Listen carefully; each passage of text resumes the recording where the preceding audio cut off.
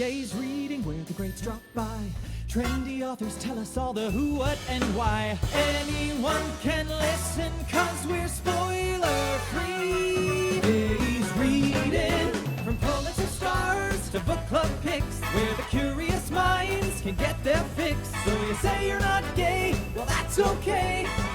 There's something for everyone. Gaze reading. Hello and welcome to Gaze Reading. I'm your host, Jason Blitman, and on today's episode, I am thrilled to share with you a live in-person recording with Lotte Jeffs, where she talks to me about her book, This Love. This conversation was recorded live at Warwick's bookstore in San Diego, and you can buy signed copies of This Love from Warwick's right now. The link is in the show notes. You could follow Gaze Reading on Instagram at Gaze Reading. You can also follow Warwick's books as well as Lotte Jeffs. Please like and subscribe wherever you get your podcasts so you'll be the first to know when a new episode drops. And if you like what you're hearing, share us with your friends. And now, please enjoy my in-person conversation with Lotte Jeffs. I am very excited to be in the beautiful Warwick store, very intimately with Lotte Jeffs, here to talk to you about your new book, This Love. Thank you for being here with me. Thank you, Jason. Such a pleasure. And thank you, Warwick's bookstore. It's fabulous to be here. Okay, for folks here, for our listeners, what is the elevator pitch for the book? I feel like I've just about got a good one now. Yes, you have to craft it by now. Years of talking about it. So Ari and May meet in their first year of university in Leeds. She is a lesbian. He is a pansexual queer person. And they have this incredible platonic instant connection and electric friendship. And they kind of complete each other in a way. They soften each other's edges. They bring the best out of each other. And they're this kind of incredible power couple on campus. Everybody wants them at their parties and they have this like magnetic energy. Later on in this first part of the book, where they're in their early 20s, they decide that they want to do something with this love they have for each other. It's too kind of magnificent to just not consummate it in some kind of platonic way. So they agree that they are going to have a child together one day, because that feels like the most obvious thing to do to create something out of their love for each other. However, life intervenes and they end up not having the family they necessarily expected to, but perhaps the kind of family that they were always destined to become, but could never imagine. Well, and it's interesting because I think there is that sort of stereotypical thing that like the young person says to their friend, oh, if we're, both 40 and we're single, we should marry each other, like that sort of thing. But you never really think it's going to come to fruition. Right. But then this is sort of like, okay, well, what happens if that really does come through? Yes. Okay, before we dive into sort of the relationship, I have to talk to you about something that is on page 1. Oh, God. Okay. I promise I read past page 1. But this happens to be on page 1. Where... Is it a typo? No. No, but it's funny you say that because I did bring up a typo once to somebody in their advanced reader copy. Oh, okay. In the podcast? I did. Oh, because wow. the typo made a new word. Oh, okay. Yes. I bet they really appreciate that. She knew exactly what I was going to say. She was like, you're going to say this, aren't you? And sure enough, I did. Okay. So she knew it was All right, it's not a typo. What is it?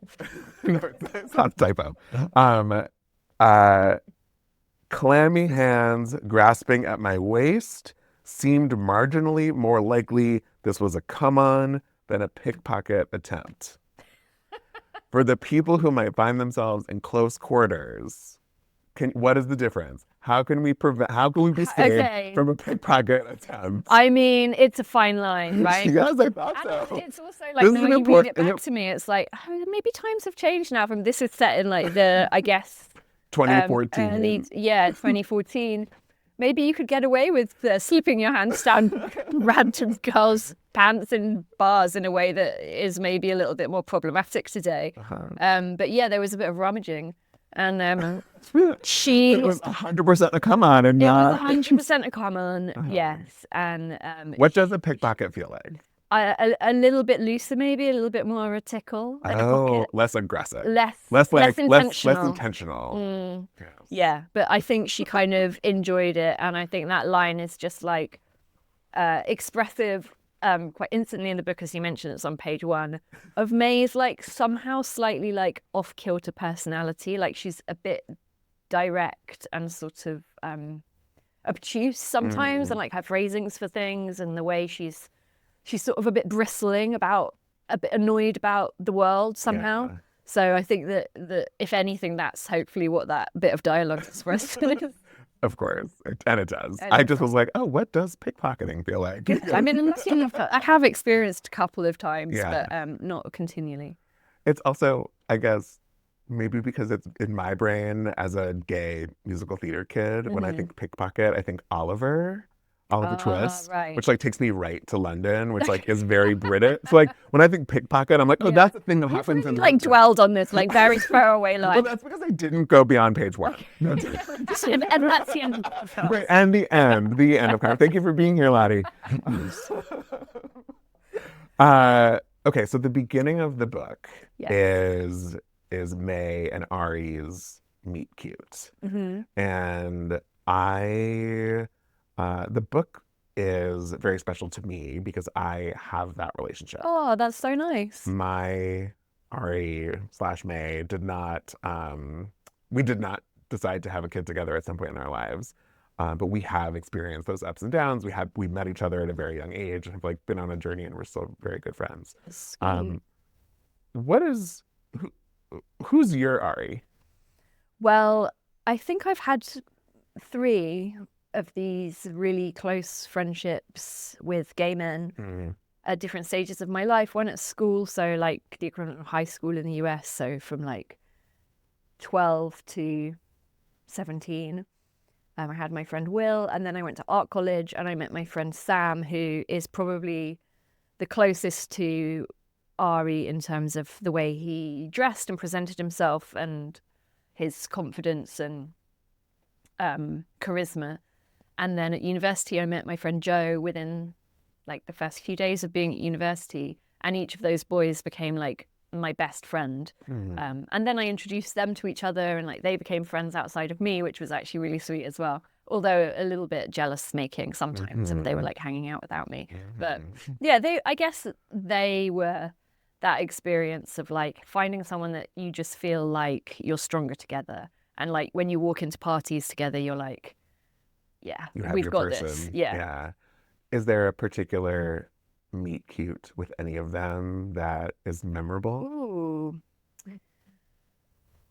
Not so much because they were all sort of in university, like more academic settings. Like I walked into a classroom and then they were there. But I certainly remember like being really curious and interested in this beautiful boy at art college who had like long blonde hair and was at once so feminine and over the top and created these like amazing sculptural dresses, but also drank pints of beer and smoked weed and talked like a football hooligan and like could shift like chameleonically between these different social spaces.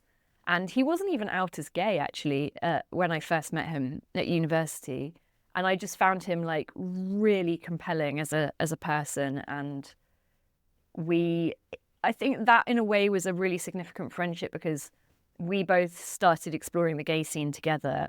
And although I'd sort of been dabbling in it at school with my other friends, I was out when I was 15 and I grew up in central London. So was lucky enough to be able to like get the bus into Soho, which is London's like main gay area.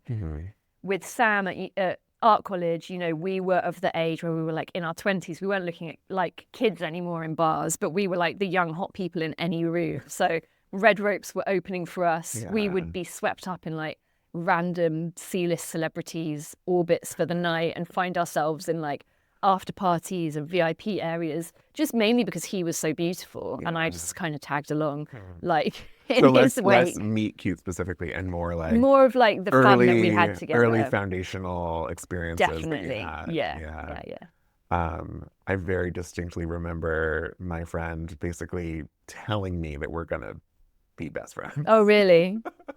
That's cute. Yeah, it was more overwhelming, I think, at the Yeah. time. I can reflect on that and say that it's cute now. I love her very much. Uh, you talking about Ari and his sexuality, talking about a sort of, you didn't quite say one of your friends was androgynous, but talking about sort of some feminine qualities, dresses, etc. The idea of pansexuality in the book, I think, is complicated. I think people are uncomfortable by it or don't know what to do with it, or it's sort of new and different. Yeah. Why do you think it's something people have a hard time with? Well, I think in the book it's really May that has the issue with it. I think in real life, lots of people have a hard time. In real life, maybe people do, but so Yeah. I can really only speak for the character in the book, which is to say that she is a very black and white person. And I think people have asked me, like, how much of myself is in May? And we are quite similar in lots of ways, but I think where we really differ is she is much more binary in her thinking about gender and sexuality. And with Ari, she meets him and she decides that he's her gay best friend and he's gay just like she's gay. And she kind of creates this whole narrative for him in her head, which actually he never says that he's a gay boy. Right. Like, They're just assumptions that are. yeah. And Yeah. it suits her for him to be. And because he has so much mystery attached to him and there's so many unanswered questions, the one thing she thinks she knows and understands about him is that he is gay, and she knows that and gets it. But I think it speaks to the sort of unknowableness of the people that we love and the kind of fear in really getting close to someone and then suddenly being confronted by the fact that you might not really know them, or there might be something that you'll never understand about them, and that can be really scary to have that interplay of like intimacy and distance.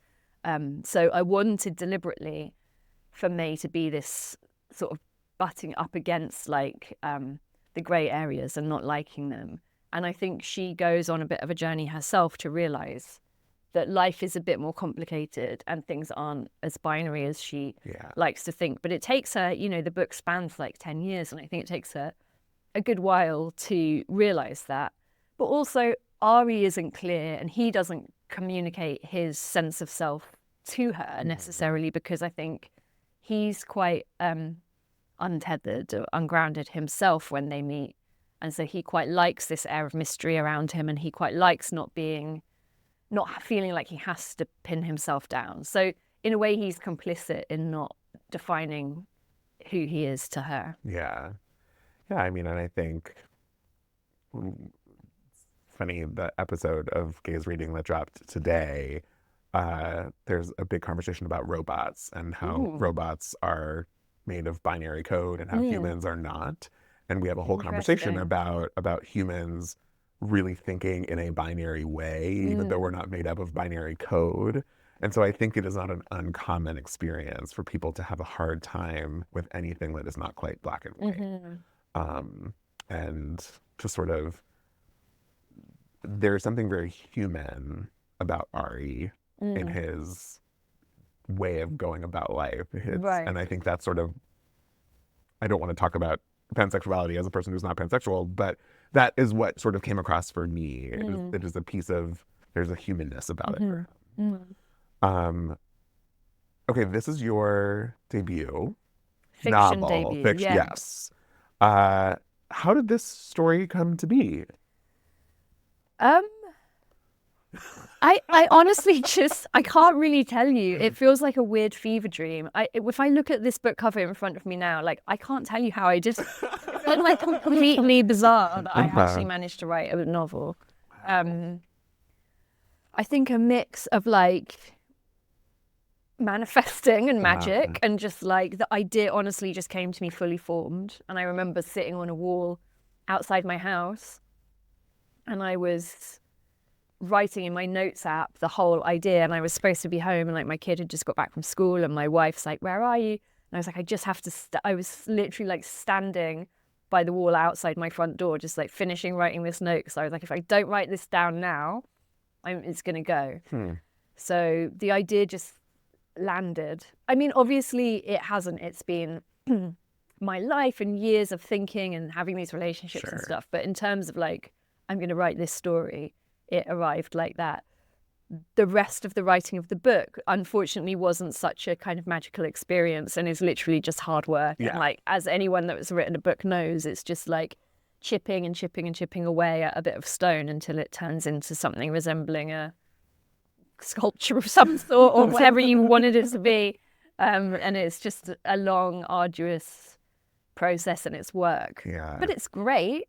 And I would recommend everyone tries writing a book. It's brilliant fun. But it is work. It's interesting that you use that example simply because I've seen the David and you see, and that's in the room with other pieces of stone that like are not fully chipped away at, but there are pieces of them. And so it's fascinating to be like, oh, there are all of these pieces that are like not quite fully formed. And yet this one is sort of has made it through. Yeah, exactly. How long did it take you from that note app moment? I think it's from that to it being published was probably about 3 years. Okay, that's actually quite fast. Do you think? Oh, yeah. I feel like it's maybe because previously I've written nonfiction, which the turnaround is quite quick. So it felt like a long time. And there was the pandemic in there, and like what is time? And it's like, what is time? You know, it was almost mentioning what. Okay, something about the book that was, I tend to read multiple books at the same time.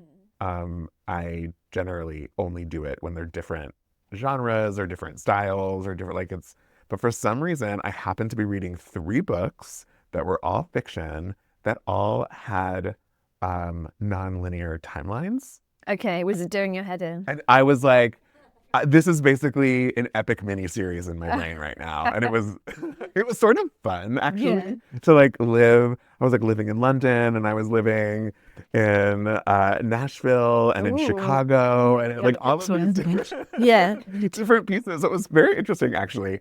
But very funny for me, very topical that there were multiple books in my moment that cover nonlinear timelines. Where did that piece come in for you? So I wrote the book originally without the flash forwards, and then I felt like it was lacking some kind of gravitas. Like I felt like I needed to see these characters. I needed to see what life had done to them, and how they had survived the years. And I wanted, I guess, because I am, in my early 40s, I just felt like I didn't want to leave them at this early-ish stage of their lives. Like I wanted to see how they had weathered the journey of life together. And I was just kind of interested, and I was very attached to the characters by that point. So I was like, yeah, I'm going to write this whole bit and introduce this. I won't spoil it, but like surprise element that you kind of get to through reading the book. That gives it a little bit more drama and depth, and it felt important for me to see where they landed as characters. I'm after we're done, I have a question I need to ask you. That's a spoiler, but I'm not. Oh, okay. Okay, the book, so much of it is about non-traditional families. It is about chosen family. It is about intentional family. Is that what Armistead Maupin calls it? Intentional family? Logical family. Yes. Yeah. I knew we'd get there. What is your experience with that? So I have a really great biological family, and then through my own experience of becoming a parent with my wife carrying our child, and using a anonymous donor, have experienced family building in this less conventional way. And I've experienced personally what it's like to bring a child into the world that isn't biologically connected to me, however, is so biologically connected to me. You know, I've been physically, biologically with her from the day she was born. Like, she's been on my skin, my hormones have changed. I've experienced the sort of same post-birth journey in a way as my wife who carried her has. So as most parents do that equally care for a newborn baby. So those things were like top of my mind.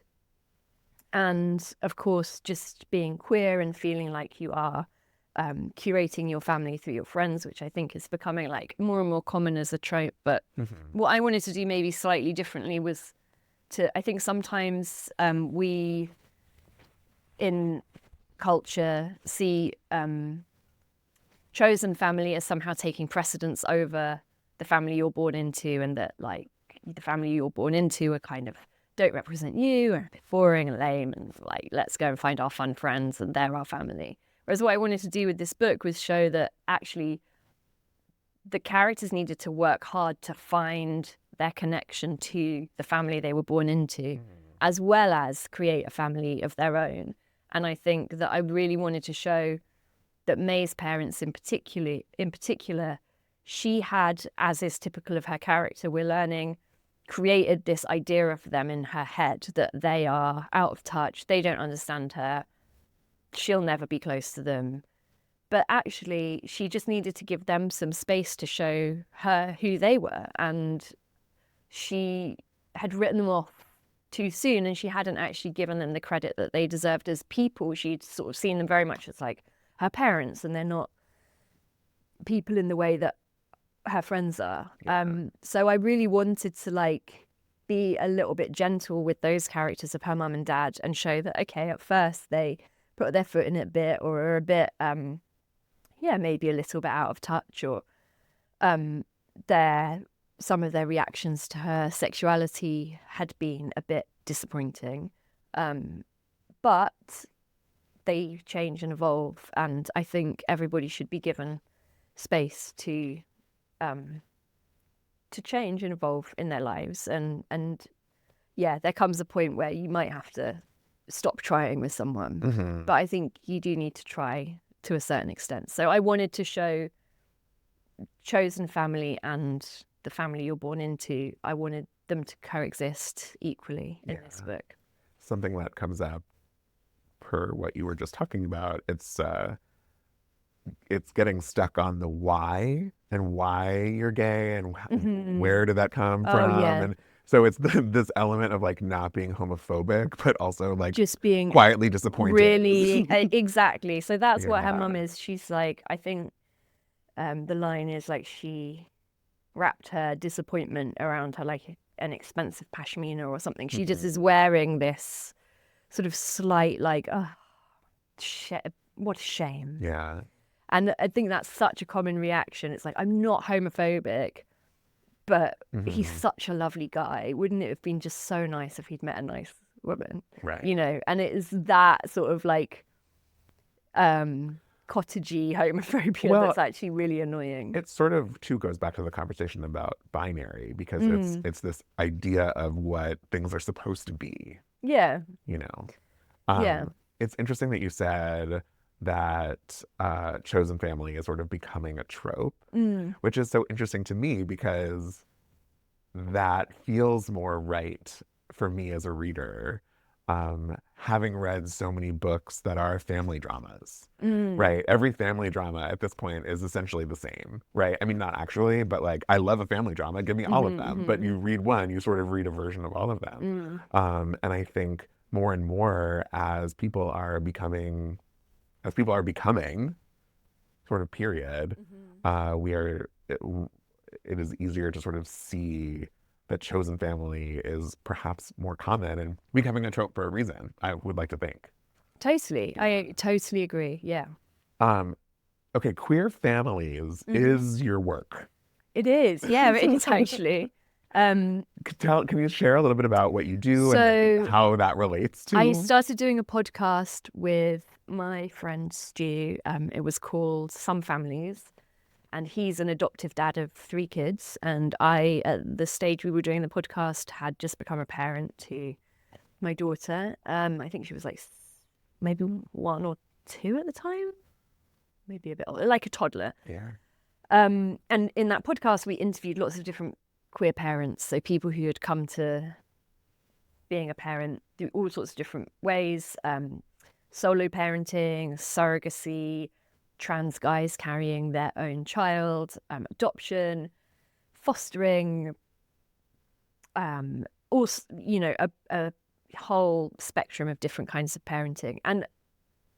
And through that also exploring my own journey as a queer parent, learning things about myself, like even that thing I was telling you about, the difference between saying I'm a non-biological parent. I've stopped saying that because I learned through recording this podcast that it's not actually true.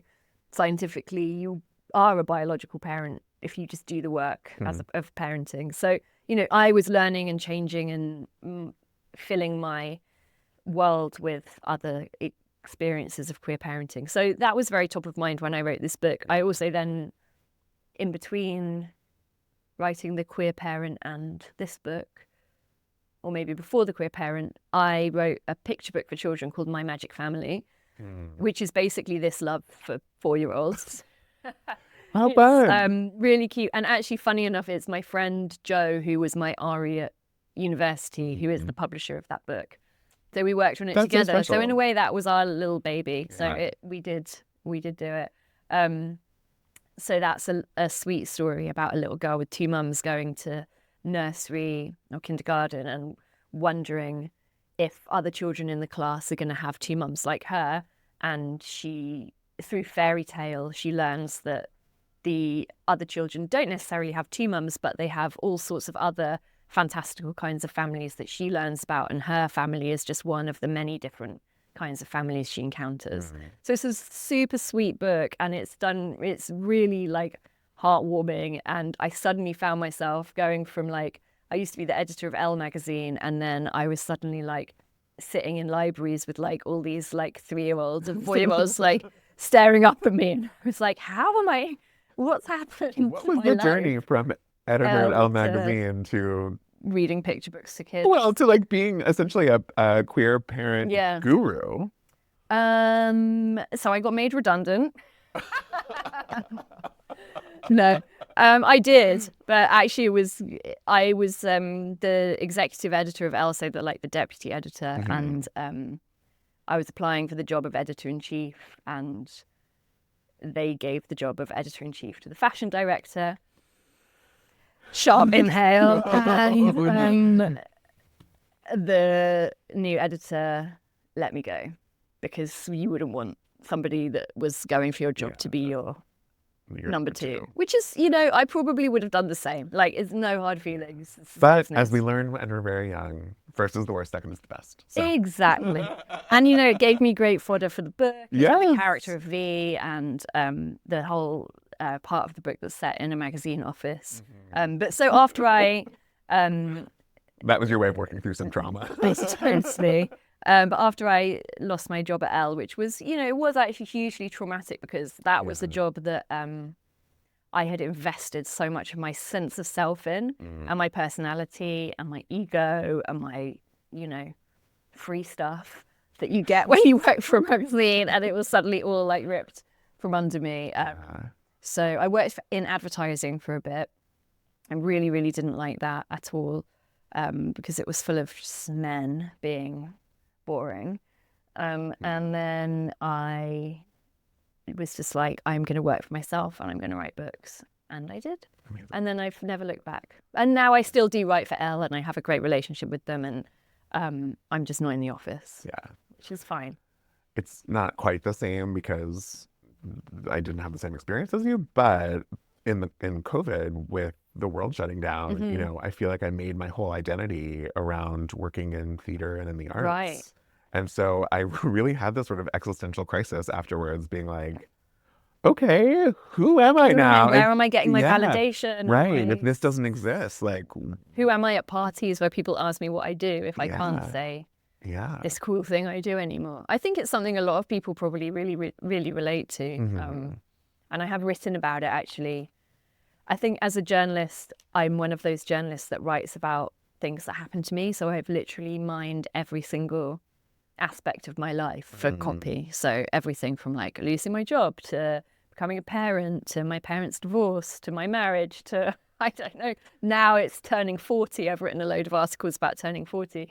You know, like Lottie, what's I'm right left? behind you. I'm gonna channel all of these things that I feel Yes, with. well, I can send you Put them links into to writing. every single life stage, Perfect. an article for Thank every you. moment. Thank you.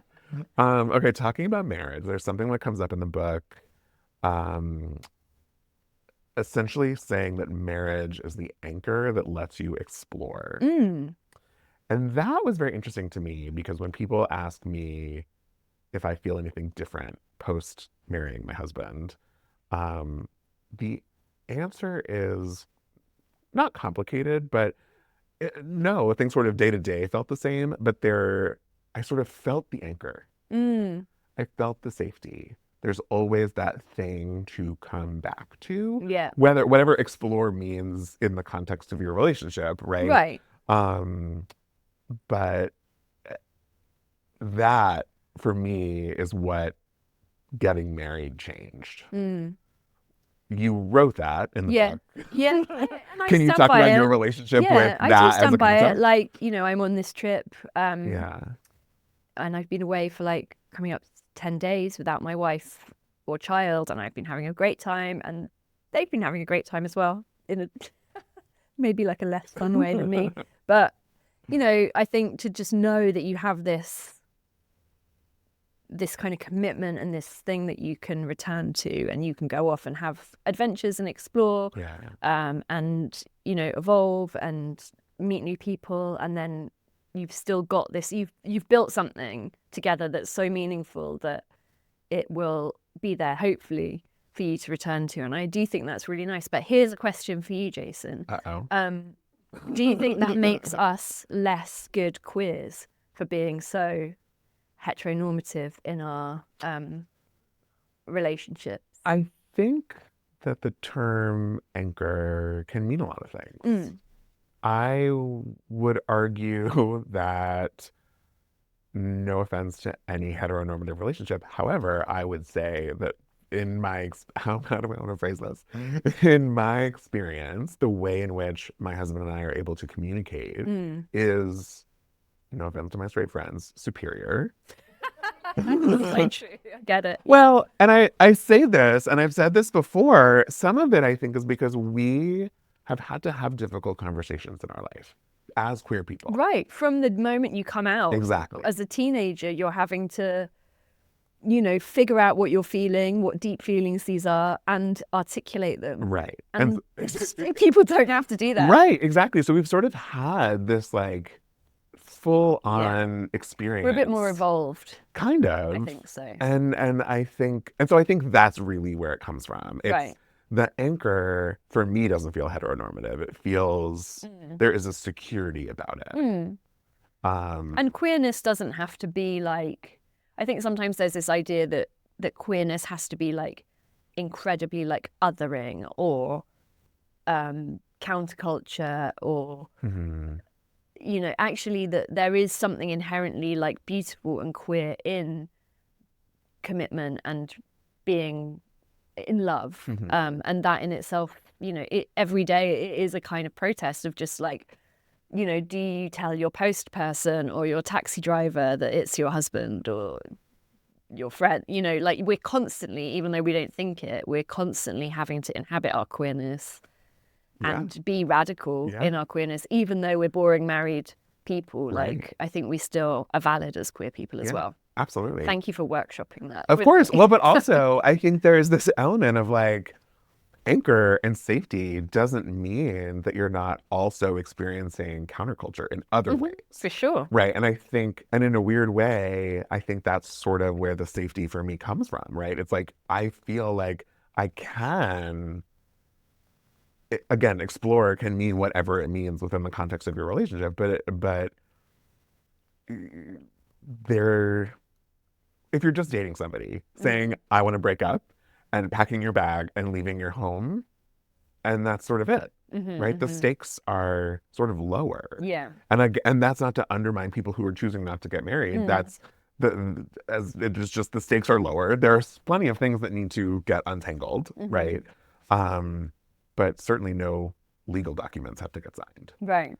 Yeah. And I think that's sort of what it was. There was this element of like, neither one of us can just simply up and leave and it be done officially. Yeah.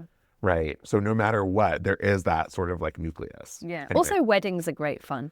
And I wanted to write a wedding scene in the book. Yes. Because I just thought that would be fun. I mean, and that's the other fun thing about a queer wedding. We literally gave out Live Strong style bracelets that said, "I survived my first gay wedding." Oh, I love that. We had a taco truck was our dinner. Nice. We, it was like... Oh, you know what we did that was fun? We threw the bouquet to all the single men.